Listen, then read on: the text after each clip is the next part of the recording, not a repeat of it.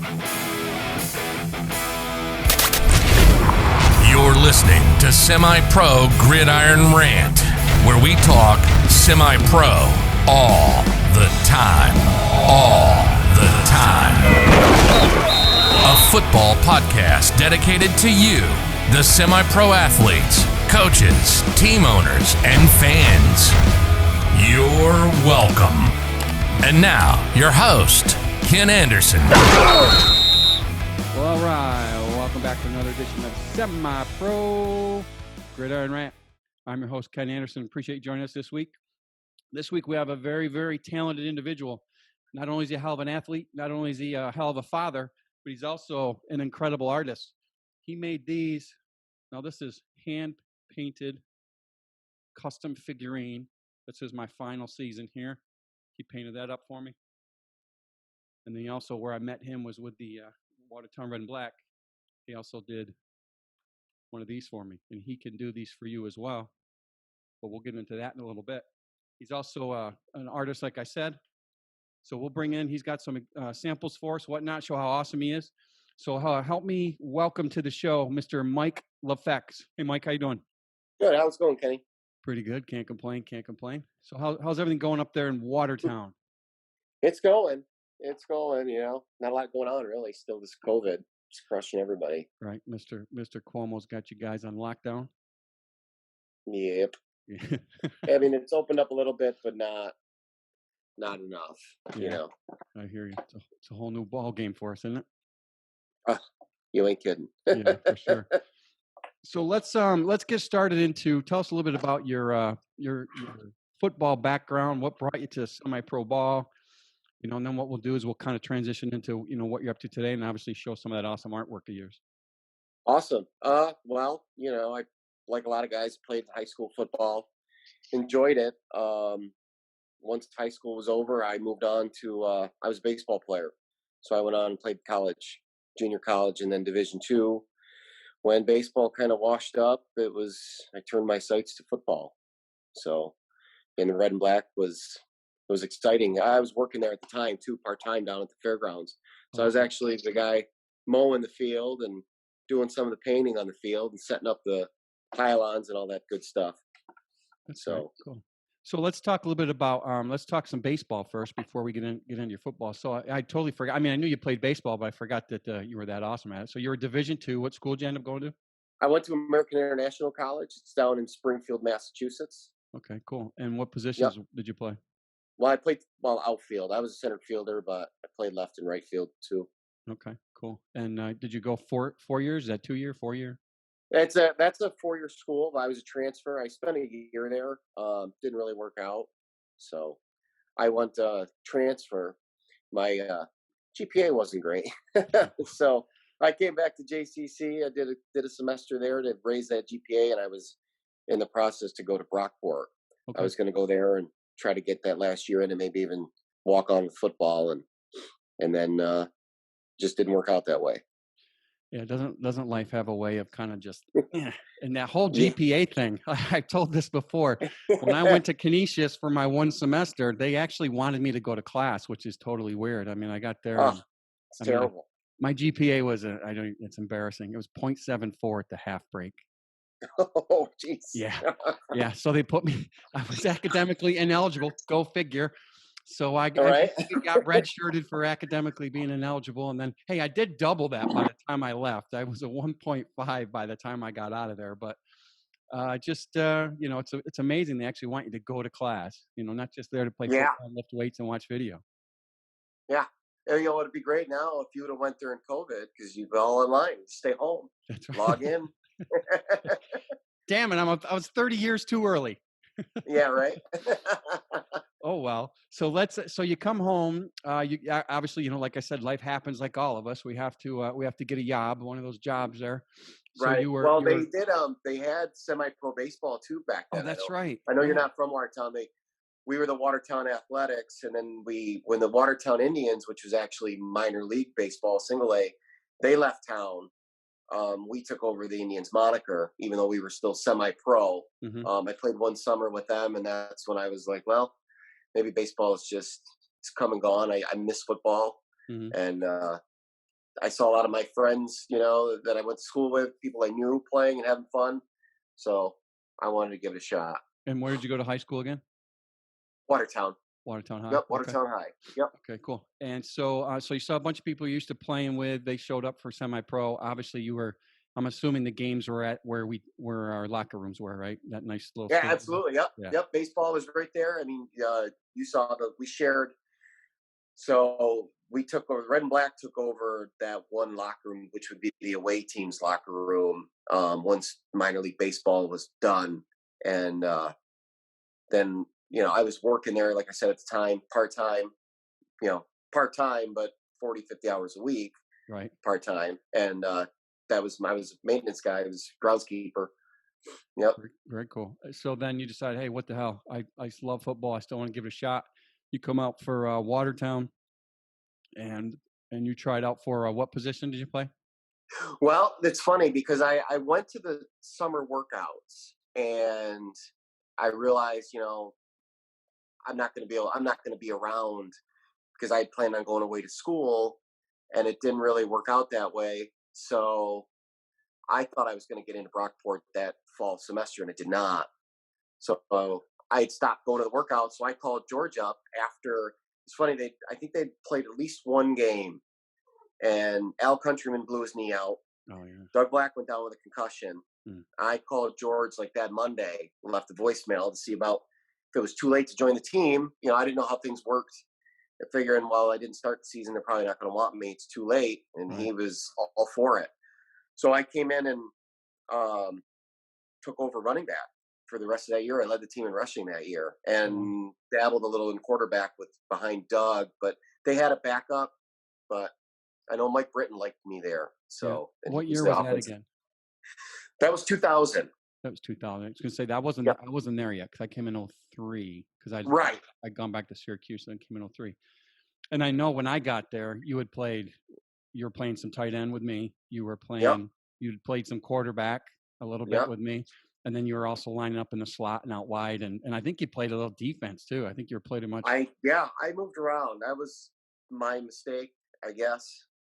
I was pretty athletic and capable. I played defense. I was all NAC, our first team NAC when I was in high school. We played in the Northern Athletic Conference, playing cornerback in my junior year.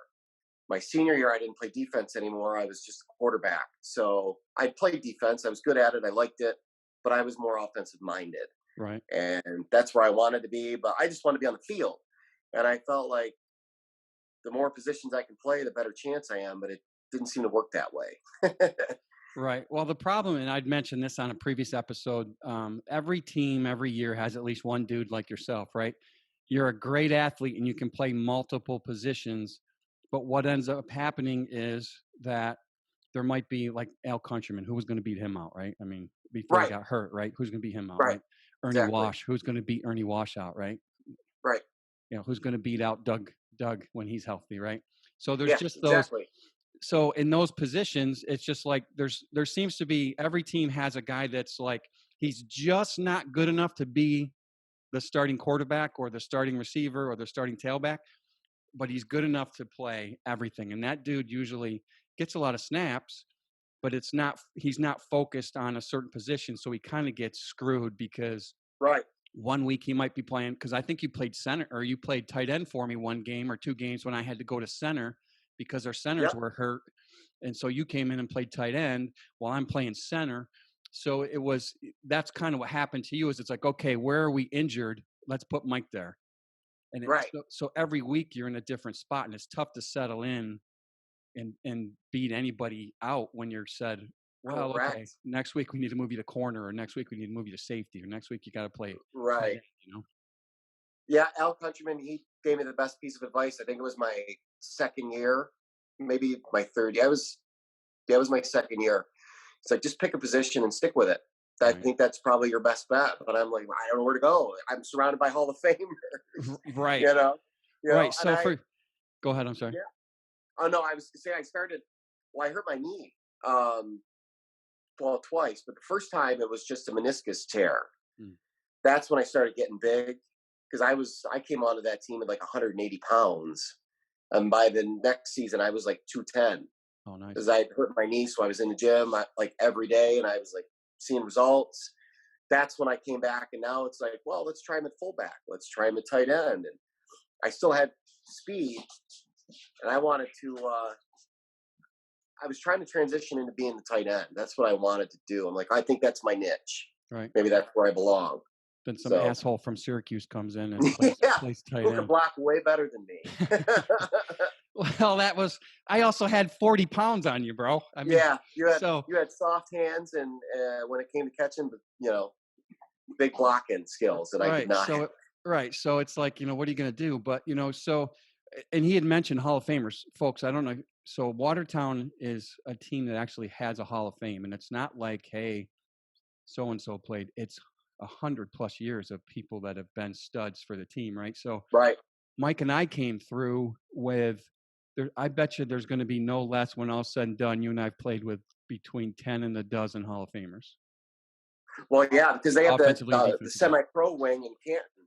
Right. The semi-pro wing. These got Doug Black at quarterback, Al Countryman at running back and safety. I believe he was a dual position guy. Ernie Walsh, wide receiver. Lynn Patrick at linebacker. Jamie Call, offensive line. I know a couple of the offensive. Jamie Call, offensive line. I believe. Pat Nolte. Yeah. Did you play with Pat? I played with Pat. He played till he was about 70. I did play with Pat. I think forward generations have played with Pat.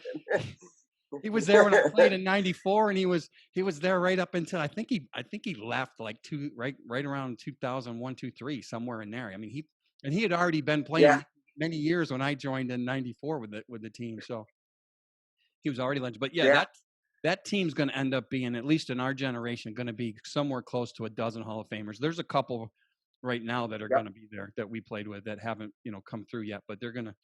So it's amazing, that squad that we were on. Unfortunately, we weren't able to put it together and bring some rings home, but that group was very, very talented. So to come in and especially those specialty positions, the number one passer of all time at quarterback, the number one rusher at the time, he just got passed by Joe Brennan, of all time, the number one receiver all time. Where the hell are you going?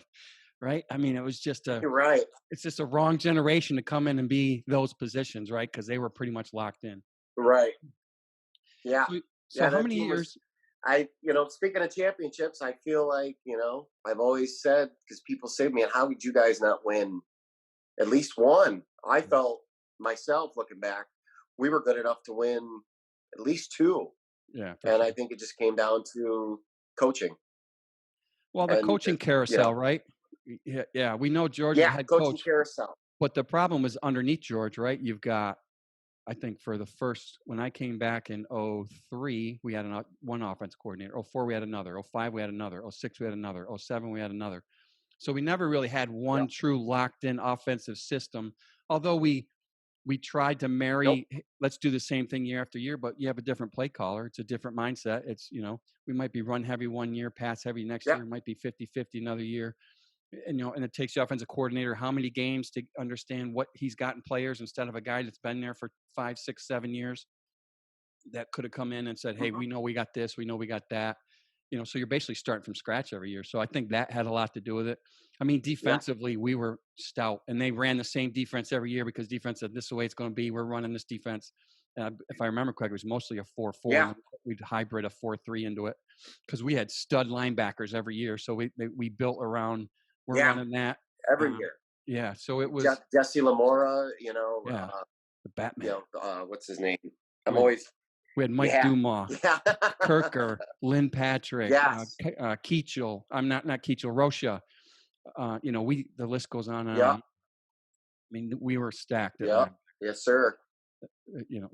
Jesse and Lamar. On the line too, we had, we had like a carousel of D linemen. Like every year, Fort Drum would supply us with awesome talent, especially on the defensive side of the ball. These guys that come in and play outside backer or interior defensive linemen, cornerbacks. Like we were always very fortunate because of Fort Drum to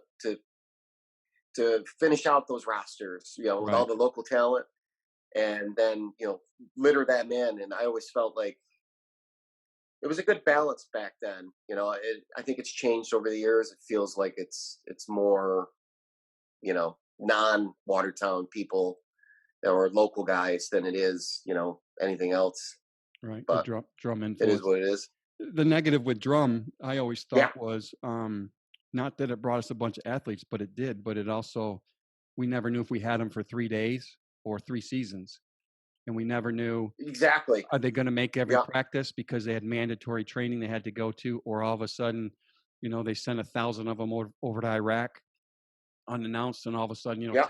10 of that 1,000 of our players, and 9 times out of 10 it was a key player. I mean, that one season, let me grab my helmet Yeah. real quick.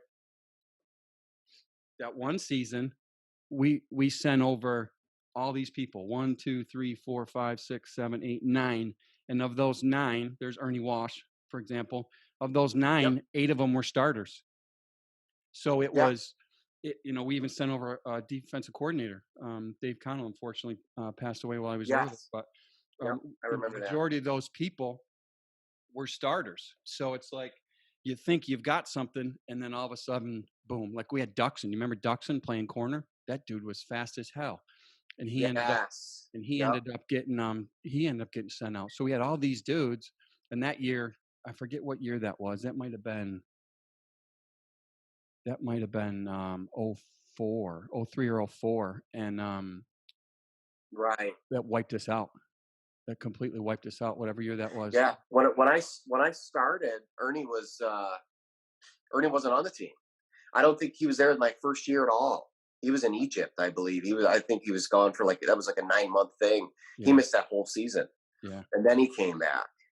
Yeah. That was our receiving corps.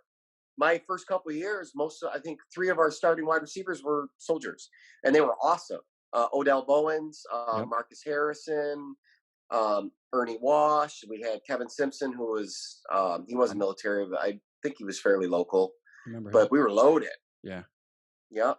Yeah, and that hurts. I mean, that was the year we lost Wash and Brian Belts. I remember him, but he was a little. Yes, I do remember him. Yeah, he was short, he was perfect like slot Asian. guy.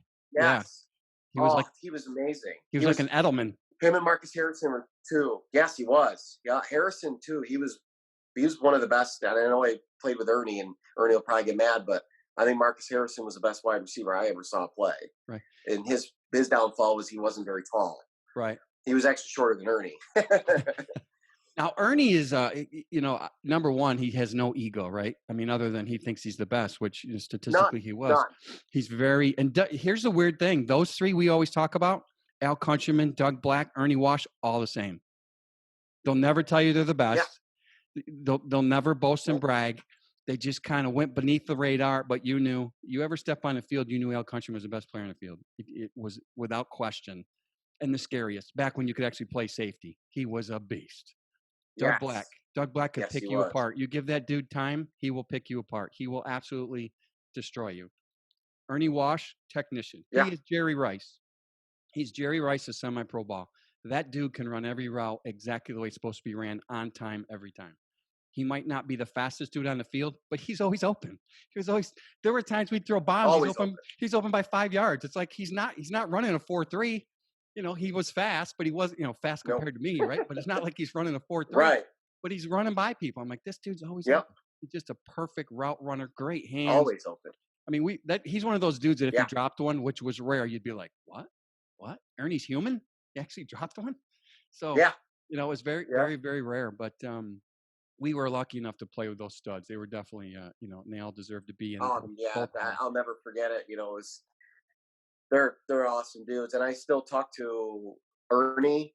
I see him a lot. I talk to Doug still, and I don't see Al too much, but he works at a different facility than I work at. But when I see him, we chat.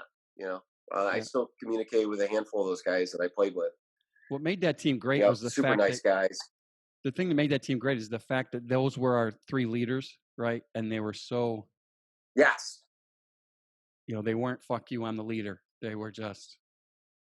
No. We're the leader. And no. And Lynn Patrick was another one. I was just going to say Lynn Patrick. He always stood out to me.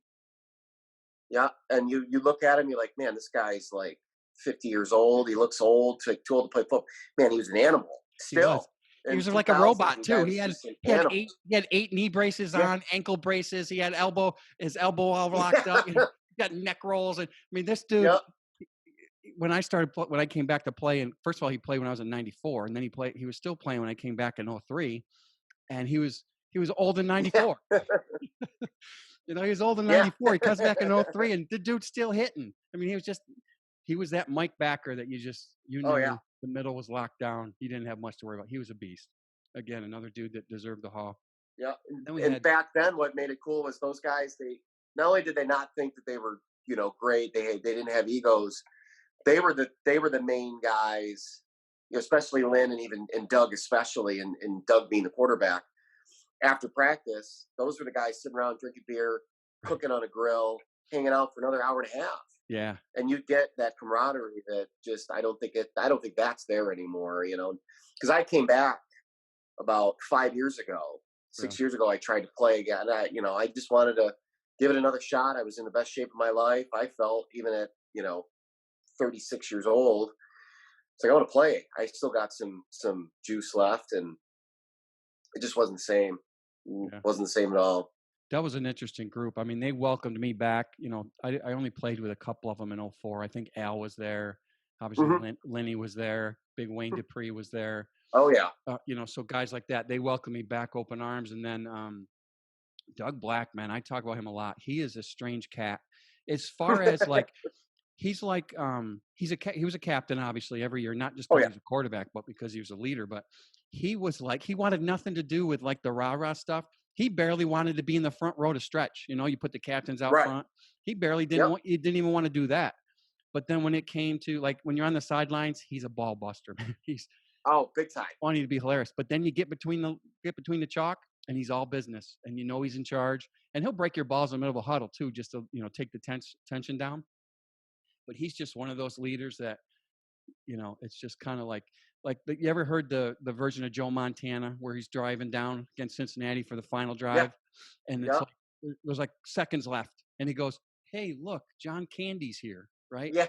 Right in the middle of that's like Doug. Doug's just kind of like, "Oh, hey, look. Oh, hey, look. Are you breaking your balls?" Right? Like no pressure ever. He was just always calm. Mostly calm. I did see him. There was time, guys like him that every now and again get that fire and show you that other side of them. That's when you respect them even more, because they're not chewing your ass and getting pissed at you all the time. But he had a certain level of expectation for you as a player on the field with him, and if you don't perform, then he's going to let you know about it. Exactly. But he was, very rarely did he get mad, but he did. He had that fire. He was an ultimate competitor, but he was cool. He was collected. He reminds me a lot of Troy Aikman, as far as personality wise, kind of just. And then he get on your ass, like you said, but also just his, like, the way he was in the pocket. I'm like, dude, looks like Troy. He just looks like Troy sitting back there picking people apart. But so we were lucky enough to play with a bunch of legends, and we'll never forget it. That's for sure. So so football comes and goes. I can't remember. Did we try getting you on the Rev? At that point, no. My last year was 05. Okay. I think it was 05. Yeah, it was 05. That's when I blew my knee out. All right.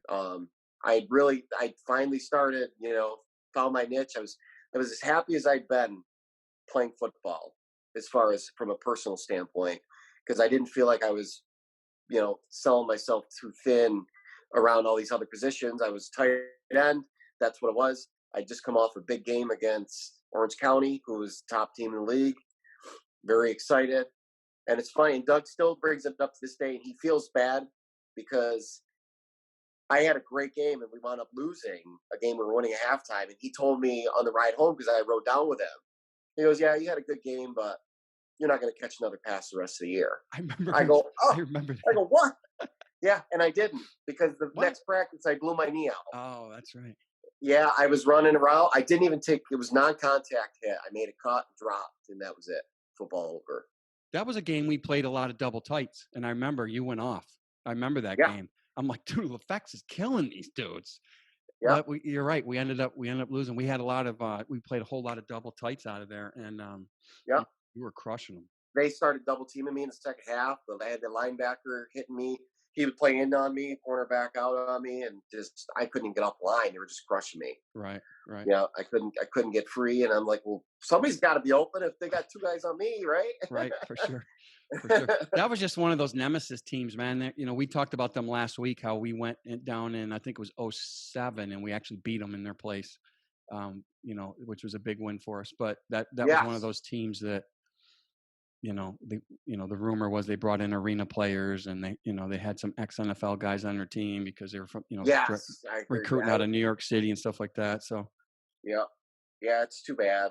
That was also the team that I forgot to share the story last week when we brought them up, but that was also the team where we had the same game pants, and Doug came in before a game, and he just had his game pants on, and he had a t-shirt on, and they asked him if he was there to play for them because they brought in so many players randomly. They didn't know who, and they're like, all right, oh yeah, you go suit up over there, and Doug's like, no, dude, I play for the red and black. So it was sometimes they just roll dudes in, So that was kind of funny.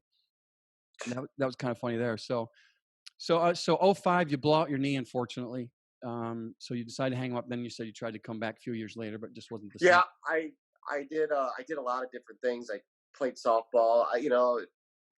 It took me a long time to get any confidence back in my leg. I refused to slide in a softball game. Right. I didn't do a lot of running. It was a big mental block. A lot of guys and at the time I didn't have, being a part-time, I didn't have insurance. Right. So I had a couple major knee operations because of the red and black with no insurance. Right. So that wasn't good. So I didn't have the ability to go have physical therapy.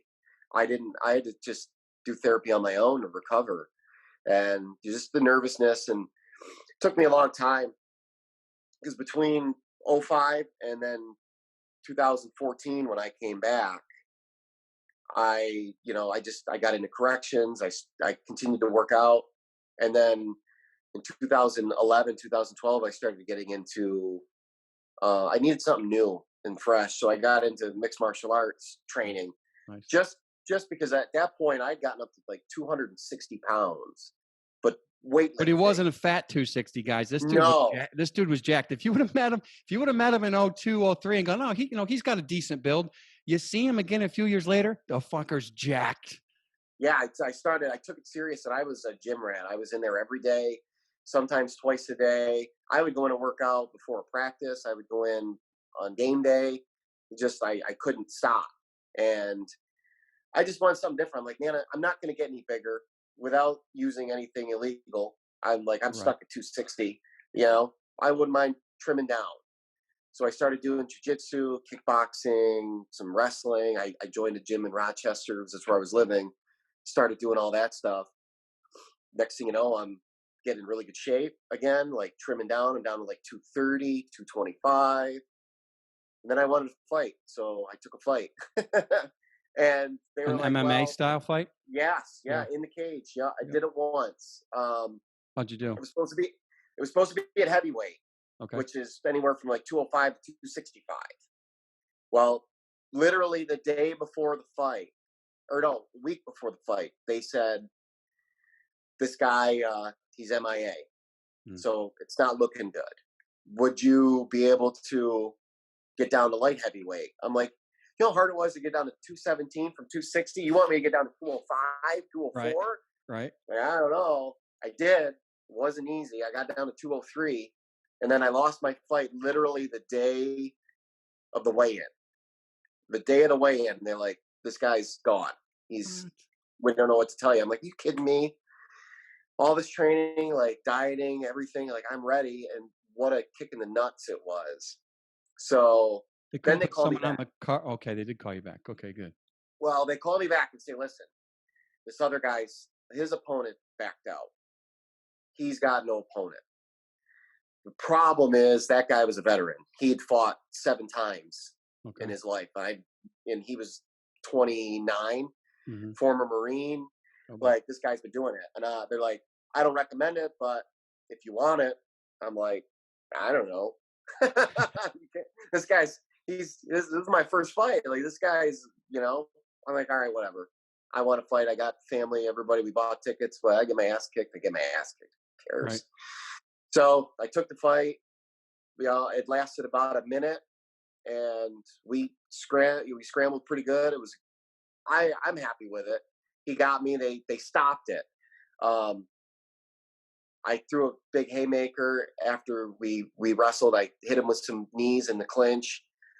I threw a haymaker and missed. I went down. He came down behind me, hit me in the back of the head. I covered up, trying to, get back to my senses, and the ref stopped it. I was like, that was a little premature, but that is what it is.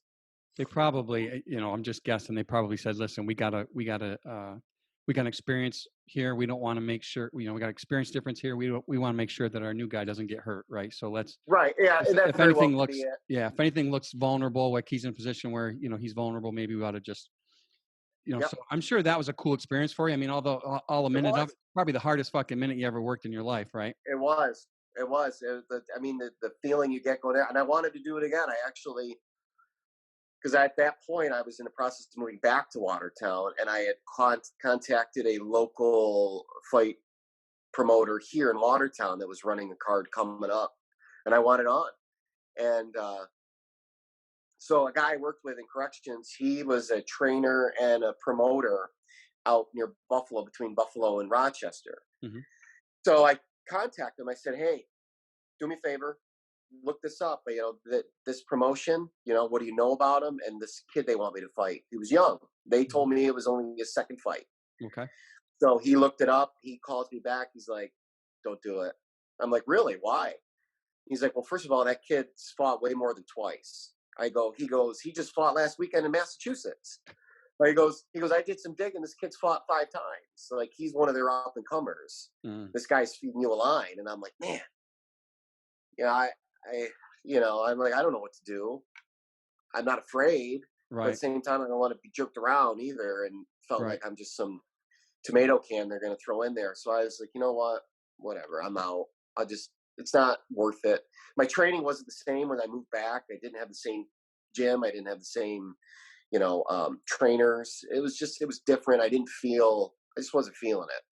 It's funny you say it, because we had a few weeks back, one of our coaches, did you play under Sam Kleinbeck? Do you remember Sam? It might have been I think he was there maybe 05, 06-ish, somewhere in that neighborhood. Yes, I do remember that name. Remember that name. Sam was our offense coordinator. So he's out in Kansas now, and he's actually a promoter, owns a MMA gym. Oh, no kidding. And he was saying the same thing, how a lot of promotions basically just chew up and spit out young athletes like you. So his deal was with promoting is he's trying to bring the legitimacy back to the promotion side of it. So it's good to hear your version of what happens on the side of they're lying to you. Oh, this guy's only been in 1 or 2 fights. Right. And I didn't realize they would try to match people up with the same experience. No, that's very cool. Because sometimes in boxing, you'll see one guy's got 65 fights, and he's 42 and 20 or 23 or whatever. And then the other dude's got like 10 and 1. And it's like, why such a big difference here?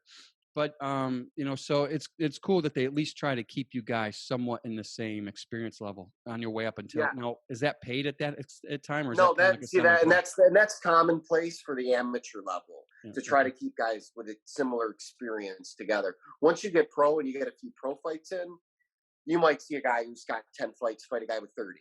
But because, at that point, they're both professionals. This guy's, fought a bunch of good fighters. He's worked his way up. Now it's like, all right, can you make that next jump? Yeah. So you get in there maybe as a 10-fight professional against a 30-fight professional, kind of like a gatekeeper. The guy's a gatekeeper. If you can beat him, like, you might be ready to, get a title shot, kind of thing. So, but yeah, at the amateur level, that's common. But unfortunately, a lot of these smaller promotions, they want to feed their fighters, their young guys, and to build their records up. Oh, my fighter is 15 and 1, at the amateur level. It's like, but who's he fought? Right. You keep throwing these guys in there with their first fight and they never fight again, kind of thing. And right. That's what I didn't like about it. I didn't like the shadiness. The other fight, going in against a guy with that much experience, I trusted my coach. He was telling me, and he didn't advise it, but he's like, this is what you want. We're here. Being up front right off the bat was key to me. This guy's fought 7 times. He's decent. He's young. It is what it is. Meanwhile, they're telling me this kid's fought once when he's fought twice in the last 3 months, literally the weekend before I'm speaking to him. Well, now you're kind of being, now it's getting a little shady. Right. So I just said, all right, I guess I'm good. And that's when, that was like May. Then I wound up going back and playing Red and Black a couple months later. Tried that again. Okay. Yeah. Well, and, I didn't last shape. long. Yeah. You didn't. You didn't feel it there in the Red and Black again, huh? At the end there. No. The more things change, the more they stay the same. I guess is what I can say. That the way things were run, the coaching. I approached George and I said, "This is what I want." And if you tell me no, I'm okay with it. I'm at that point, I'm 36, almost 37 years old. I'm okay with it. I said, I just want to come in. I want to compete. I'd like to play tight end or slot receiver. That's it. Nothing else. That's all I want. And if I'm not good enough, I'm not good enough. I don't care. Just give me a chance. If I can have a chance, I'm happy. Right. He said, if that's what you want, boom, you're good. So I came in, and the quarterback was excellent. But it breaks my rule of, and I love Fort Drum, I love everything they do, but quarterback, you cannot have a soldier be your quarterback. You can't. Not around here. Because like you said, you could have 3 days, 3 months. Yep. You don't know. And you can't run an offense around and build an offense around a guy that you can't count on. Right. Because you just never know. And he was great for like a month, and then he was gone. Yep. That was it. They shipped him out, and I got thrusted into that quarterback spot yet again in an offense that I'm not capable of running. I'm not a pocket passer, spread offense guy, not even close.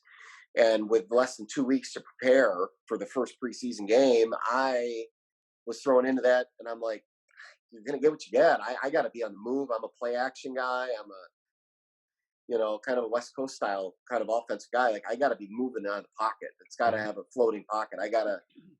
My legs were my key, not my arm. Right. So, I did the best I could with what I was given, and we struggled, and I sucked. Of course, it didn't help that, I think I got sacked probably 6 times that game. Wow. My buddy was funny because my buddy Rochester was watching the game on a live feed, and he had texted my phone during the play. He's like, I hope you see this on your way to the hospital, kind of thing.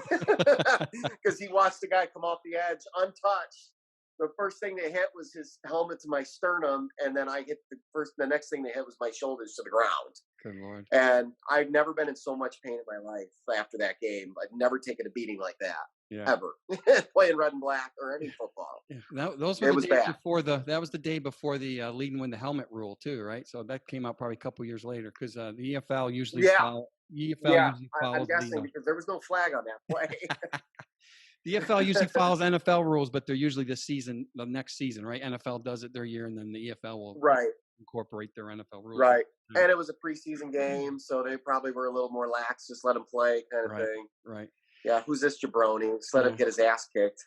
That's one of the negatives in semi-pro ball, and I mentioned this last week too, is the limited amount of linemen you get, and then incorporate that in with the limited amount of reps you get. And throw that all in together. The defenses, especially if they have a solid edge rusher, has an advantage, because it's usually the line is usually a mishmash kind of put together. We got lucky in the early years when you said we were good. We actually had a solid line that showed up all the time. Oh, everybody 5 guys that they were legit, like, for how many years? I mean, they were a couple of years. Adam Brown, Aaron Brown, and Hall of Famer too, by the way. Yeah. Jamie Call. And Jamie Call, I keep forgetting his name, and I used to work with him. We had Jeremy Tanner. Jeremy Tanner played both sides too. He'd play a little O-line, a little D-line. Yep. Yeah. So we had a solid line. And then if one dude would leave for the next season, we were lucky enough we only had to replace one guy. So then we would get, like, when Adam retired, in comes Matt Green. So we lose Adam Brown, but in comes another color, Matt Green, right? So out goes the brown, in comes the green. So Right. and then when Greeny retires, in comes Cookie, right? So Cookie comes in and he plays center. Yep. So we always had somebody to fill in because we were only filling one position. We had Ambrose Souza came in and played right guard for a few years. He was a beast. So we just had, you had John Toper.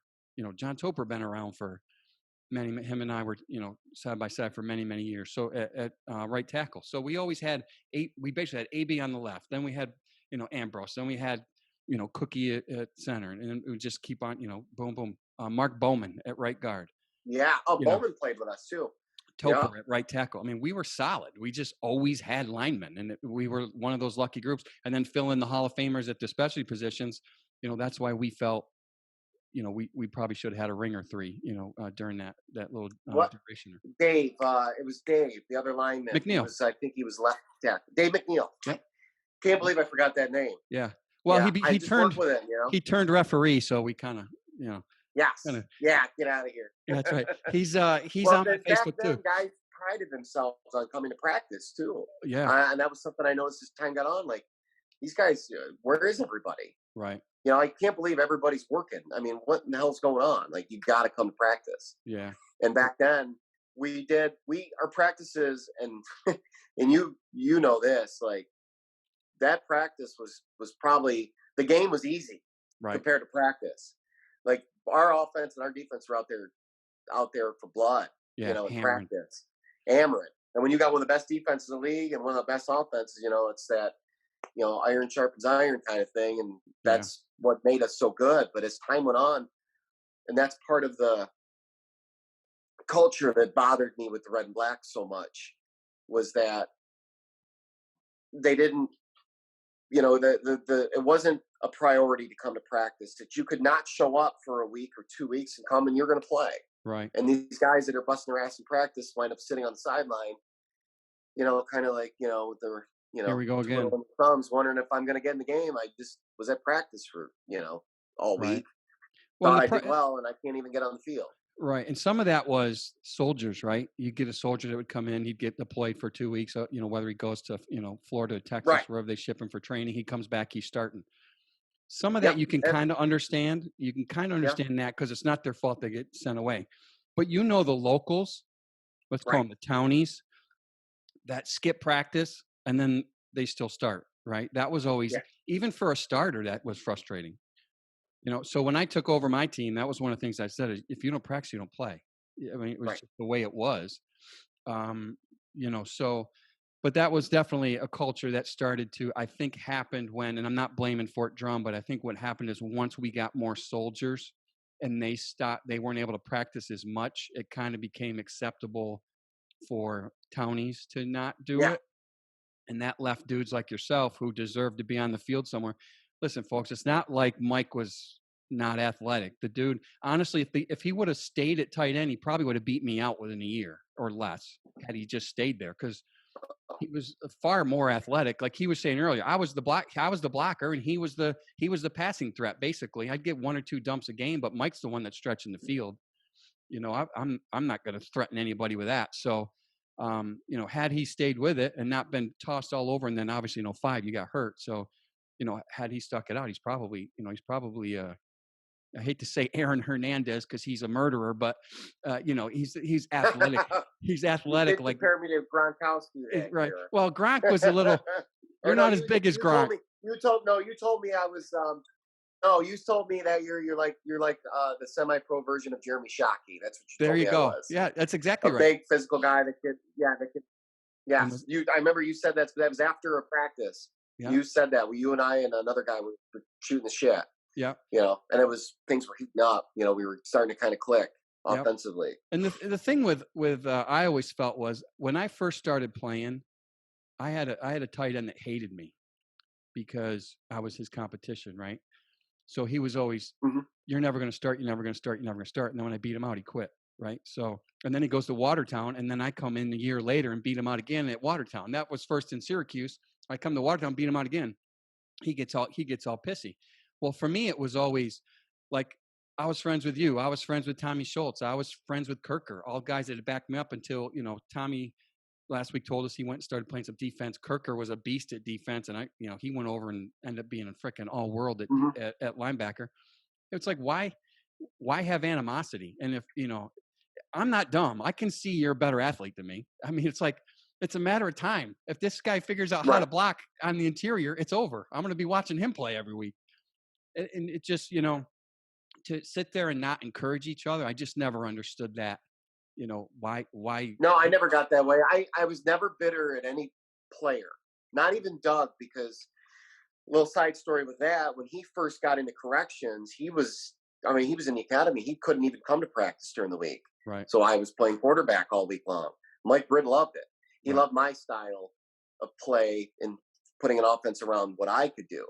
But then Saturdays would roll around and it was like, well, everything we did in practice all week is now over here because Doug's back. Right. And I was fine. I didn't want to be the quarterback, but I do it when needed. Right. Now, the problem was I was never bitter with Doug for not being there, and because I knew why he wasn't there. It wasn't about that. I only ever became bitter towards coaching because I just wanted a fair shot. Mm-hmm. George actually told me one time, it was my second year, and I was coming to all the practices. I was performing. I wasn't kidding. I led the team in rushing the year before when Al was out with his ACL injury. I'm like, what do I have to do to get on the field? And George's response to me was, well, you're my backup quarterback. I'd look pretty foolish if you got hurt during a game playing another position.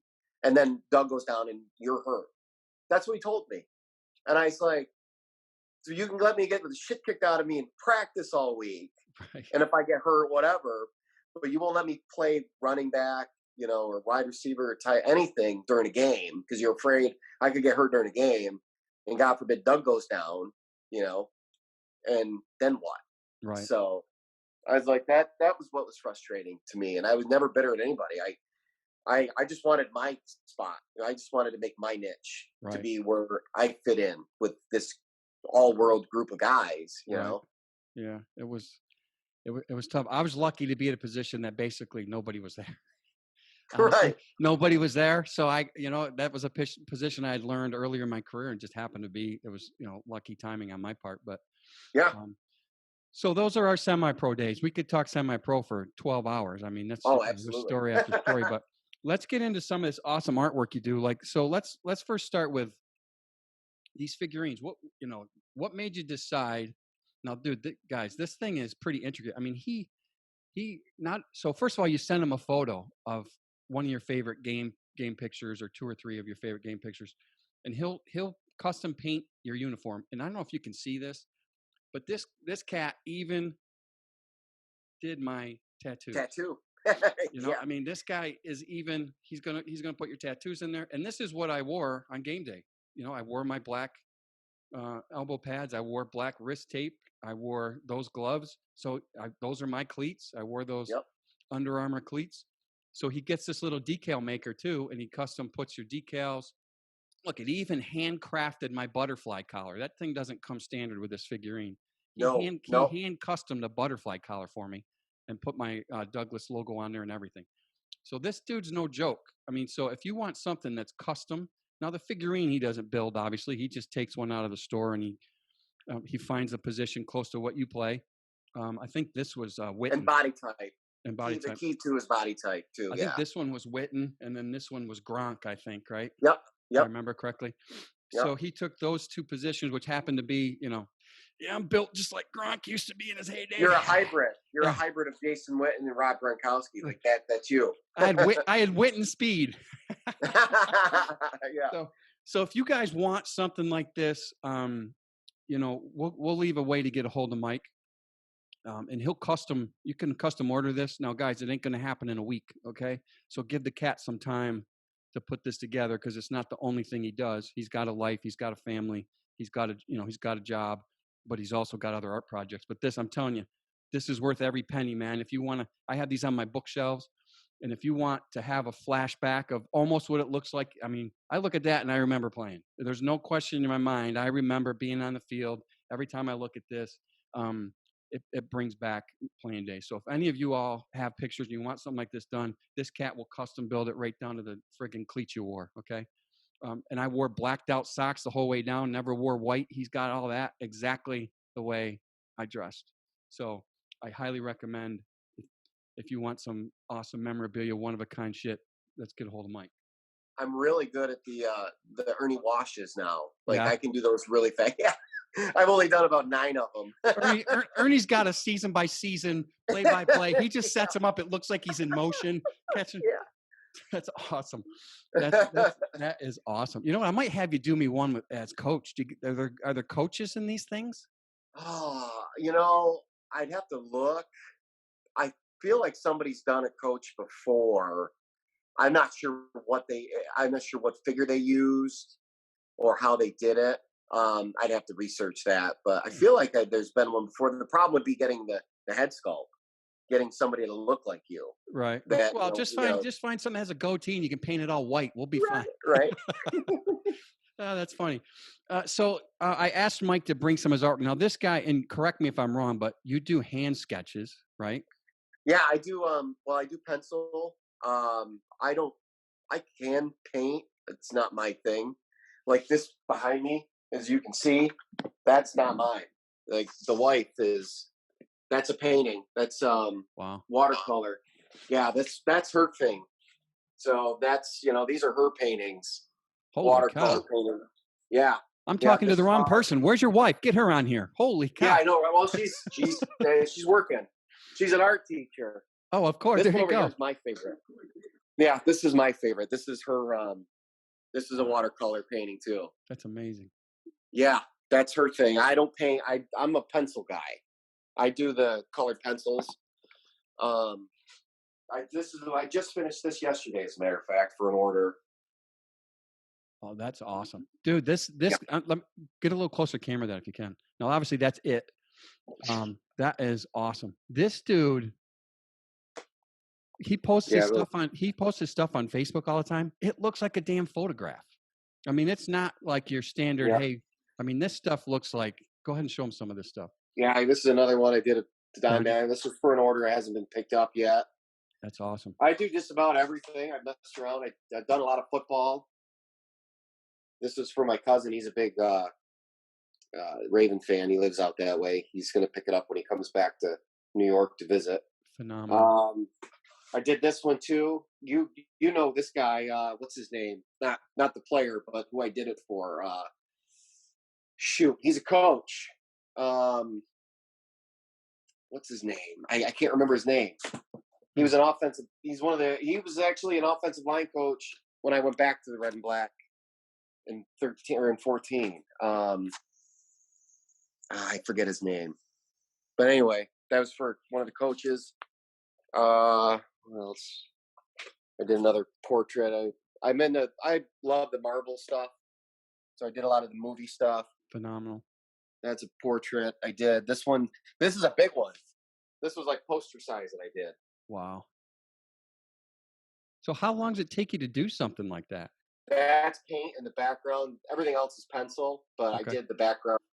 Yep, and then more Marvel stuff. I did that. I just finished that the Pennywise the clown yesterday. Yeah. There's a bar in Watertown, Time Warp Tavern. A friend of mine owns it. It's like a sports bar. So he's a big Mets fan and Bears fan. So I did a Walter Payton for him. It's hanging up down at the bar. Mm-hmm. I did a Syndergaard. That's hanging up down at the bar, and he wants me to do a Jacob deGrom because he's a Mets fan. So I'm actually just started sketching that, and that's next. Do I remember you doing that Pennywise? Go ahead. I'm sorry, Pennywise. Oh no, that Pennywise is the start of a series. This guy he's a big horror fanatic. Mm-hmm. So he's got a dozen that he wants done like that, of different characters to hang up in this room he's got at home. Wow. Yeah, that's awesome. So let me ask you this: how long does something like that Pennywise take you to make? Well, that I think I started that about 2 weeks. About 2 weeks. It depends on how much I can get done. Mhm. With COVID going on, the wife works. She's a teacher. Every other weekend I have my son. So when he's here, I really don't do stuff like that. Sure. My stepson, he's here right now. He's remote learning for 3 days. So I have time to work on it and kind of monitor him. Mhm. It just depends on what's going on around the house. I got to be careful because I got, husband duties I got to take care of, uh, laundry. I try to get a lot of stuff done during the day when she's at work. I work overnight, so Okay. I function differently than her. Right. So, So but typically, I guess if you want to get down to hours, it's probably a 6 to 8 hour deal. Wow. Probably from start to finish or something like that. But as far as days, I can start one and finish it in a couple weeks. Mhm. That's awesome. Typically. Now, how did you start drawing? I mean, was it just you're doodling one day as a kid and all of a sudden you Well, had something, or do you have yeah, training? I've been into it since I was a kid, Mhm. and it was something that got away from me as I got older. I always had that creative part of me that enjoyed doing that, Mhm. but I didn't take it serious. And actually, those figures kind of led me back into doing that because a friend of mine got me into doing those figures because he was doing them. Because when McFarlane started making those, 20 years ago, they were limited. And it was like, man, they only do so many a year, so many teams. So I was like, well, why don't they have this guy or this guy? Like, I want Giants players. I'm a Giants fan. Right. So I would make my own. He was making his own. And he's the one who showed me how to do it and all that. And I was good at painting anyway. So it was kind of natural for me. And then, like I said, my wife, we've been together going on 7 years now. And she's an art teacher. And, seeing her stuff and knowing what I like to do, I was kind of getting that niche to draw again, and she just kind of helped me fine tune it. Now, do you She's guys helped ever me. do? I was gonna say, do No, you guys? She's helped me a lot Yeah. because you look at some of my stuff before her and I met, and now, and it's night and day. Really? She's awesome. Thanks to her, and because of her, it kind of motivates me because she's so good at what she does. Right. Unfortunately, because of work and everything, she doesn't get enough time to do her own paintings like she'd like to, but she does. I know she wants to do more, Mhm. but Have you ever done anything together? no, actually, no, we haven't. That would be cool. Yeah. Something, Tell her someday. I'm personally requesting something commissioned by you folks. It has to be a combo deal though. That's the only caveat. All right. Tell her Probably work something out. I need something that's a combo deal. That I want to be the first guy that has you guys marriage, if you will, pun intended, marriage your talents together and see what you come up with. Yeah, that would be cool. We'll talk about that offline. Yeah. Number two, if these cats want to reach out to you to commission some artwork, what's the best way to get a hold of you? Your Facebook page or? Yeah, my Facebook page. I have my regular page, and then I have an actual art page. Okay. It's called custom custom artwork and drawings. It's a Facebook page. My name on Facebook's Michael Paul Diesel. So if you find me through there, you can find custom artwork and paintings. Okay. Is my actual page. You can private message me. My email is mlafex07@yahoo.com. My first initial last name, mlafex07@yahoo. You can contact me through an email, then I could forward some of my privacy settings for my actual personal page. Might make it an issue for people to find me there, but yeah, Right. custom artwork and paintings is my actual Facebook page. I try to put everything. I put my figures on there, drawings, some paintings I've done, that sort of thing on there. I detailed up a guy's car a year ago. This guy had this old classic, like 1947 Chevy. I think it was a Chevy. He wanted me to make it, paint stuff all over it like a gasser car. Mm-hmm. So got all these old school logos. It looks pretty cool. It's not quite done yet. My job's done. My painting job's done. Mm-hmm. But as far as the interior of the car, the final coating on the car, it's not quite done yet. But it turned out really well. It did. And once I have pictures out there on my page from that work that I did. But when the car's done, then I was going to share that too. Yeah, now that you mentioned that, I do remember you posting some pictures of the artwork on the car, and that was yeah, cool. orange car. Yeah, that big orange car. That's like a truck. Yeah, no, it's a car. It's a car. It's not a truck. I did a truck though. Some guy had this old Chevy, and when you lift the hood, there's this cover over the engine. So the guy wanted like a Rat Fink style painting of his truck on that little engine piece. So on both sides. Right. I put those up there too. They should be. I was going to say, now you mentioned that, I remember seeing that too. So listen, folks, Yep. if you have a hard time finding them, you can also go to Semi-Pro Gridiron Rant. Just put it, on Facebook, put in a, request. Hey, Mike Lafex, I'm interested in commissioning you, or just ask me on there, and I'll get you in touch with the cat. So, if you have a hard time finding them due to the personal settings or whatnot, go on Semi-Pro Gridiron Rant on Facebook, or you can email me at semiprogridironrant@gmail.com, either way, and we'll get you hooked up with Mike. I'm telling you, you won't be disappointed. This dude, I'm seriously going to commission him to do some other work, and I've got another project I'm working on that I'm going to work with him on, doing some stuff for that too, but we'll announce that in the future. But so, dude, he's done, you do people, right? If I remember correctly, you've done a few musicians. Did you do Ozzy or Zach Wilde or somebody? Yeah. And that was another thing. I did a series of musicians. This guy, that was his thing. He's like, listen, he saw a lot of football. He's like, sports was never my thing. My heroes, play guitar. Right. So, yeah, I did a whole series of musicians. I did Alice Cooper, Iggy Pop. I've done a James Hetfield, a Lars Ulrich. I've done Gene Simmons. Yep. Yeah. Yeah. So this isn't just for you jocks. So if you've got a wife or a brother or a grandparent or somebody that's into something that you think would be cool to commission an individual, Christmas right around the corner, folks. Don't wait to a week before to try to get this thing commissioned either. If it's something you think would be cool, reach out early, give us some time to get it done and draw it up and make it look professional for you. You won't be disappointed. This dude's drawings are incredible. So check out his Facebook. Again, you can reach out to us at the. I'm going to post everything down here. Reach out to us if there's anything you need. Mike's more than happy to do it. And it sounds like it takes a while, but honestly, it's pretty quick. He gets it done. It's not like he puts you on the back burner and gets to it when he gets to it. He gets it done pretty quickly. So don't think it's out of sight, out of mind. So, Mike, I just want to say I really appreciate you sharing your story with us, sharing your talents with us. Spending some time with us this morning.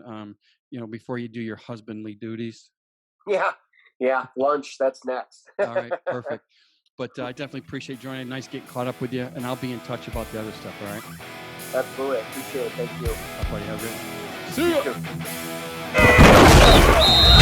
Thank you for listening to this week's episode of Semi-Pro Gridiron Rant. We hope you enjoyed the show. For more episodes, please check out the website at www.semiprogridironrant.buzzsprout.com. To reach us directly, please email us at semiprogridironrant@gmail.com or follow us on Instagram at semiprogridironrant. Thanks again for listening.